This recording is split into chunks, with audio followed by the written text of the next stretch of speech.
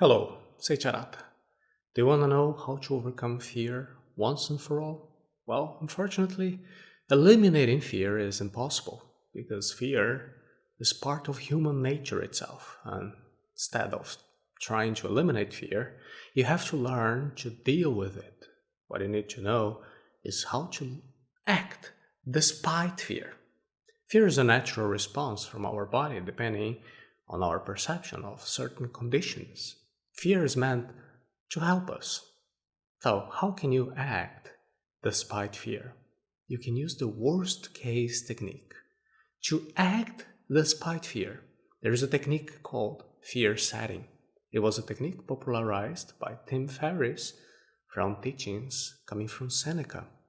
And Seneca spoke about the importance of thinking ahead about the worst that could happen to our lives.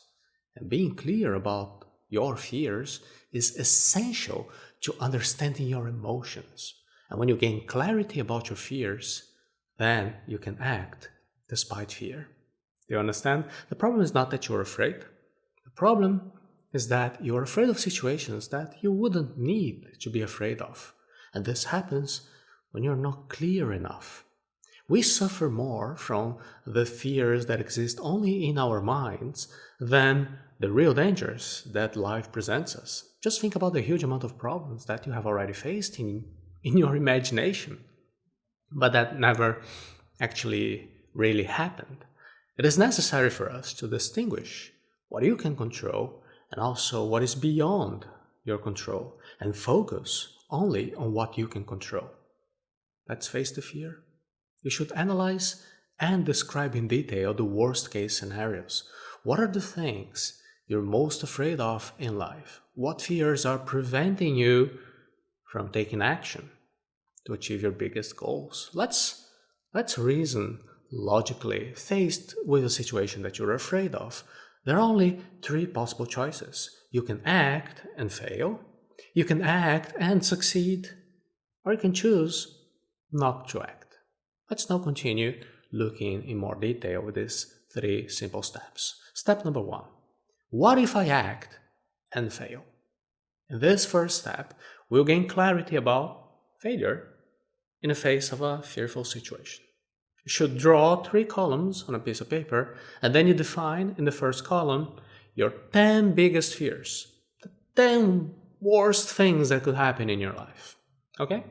And now in the second column, write down 10 ways for you to prevent each one of these top 10 fears. You have to answer the question, what can I do to prevent these scenarios from happening?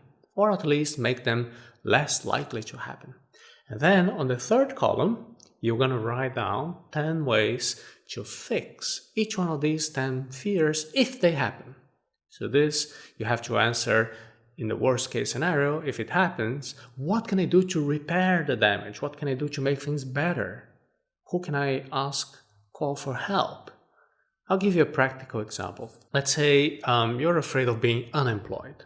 So you can write that in your first column, being unemployed. That's one of the biggest fears. In the second column, you're going to write what you can do to avoid becoming unemployed. You can commit, for example, to always improving yourself, taking courses, investing in your personal development, your professional development. You can learn relationship skills to get along with your boss, with your coworkers. You can strive to be a valuable asset to the company you work for.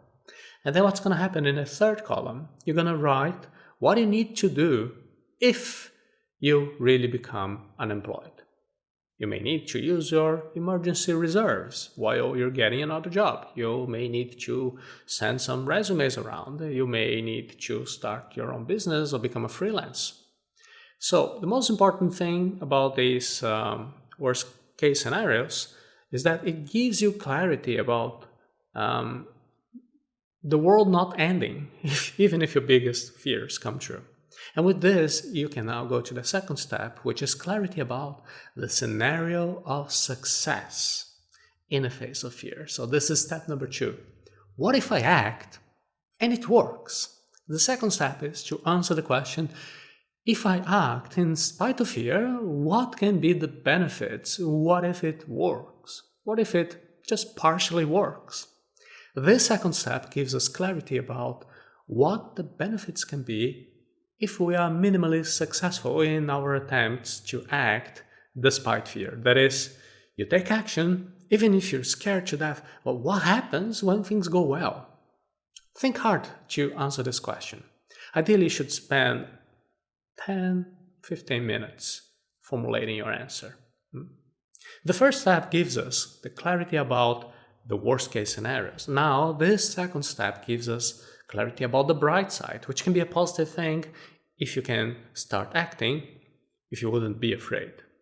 Remember that in any situation that frightens you, there are only three possibilities. You can act and fail, you can act and succeed, and you can just do nothing. So now let's take a look at the third step, third situation. What if you don't act? This is the third and final step. This is called the cost of doing nothing. So here you have to write what is going to cost you emotionally, physically, even financially if you become paralyzed and if you don't take action. First, write what inaction is going to cost you in the next 6 months. And then what's it going to cost you in 1 year? What about in 3 years from now if you don't take action because of fear? We're pretty good at imagining what can go wrong if we act, if we try to do something, it doesn't work. But very few of us can actually spend a little bit of time to be thinking, what's going to happen if we don't do anything? For example, what is going to be the cost to your health if you don't exercise over the next 6 months? What about not exercising for the next year? What about the next 3 years? Every decision that we make, whether we do it or not, it has a cost. The third step is to get more clarity about what is the cost. So ideally you should do this exercise at least once every 3 months. This is pretty good for you to be clear about what is stopping you and also understand how to act despite fear. Set up an action plan to act despite fear. Fear is an ally. It is a component that has helped us to evolve and avoid unnecessary dangers. And most of our fears exist only in our minds, which is unnecessarily amplifying because of lack of clarity. So we have learned a hands-on exercise to define the worst case scenarios, anticipating in writing everything that we can do to prevent or to repair those fears. What we have left now is to take action.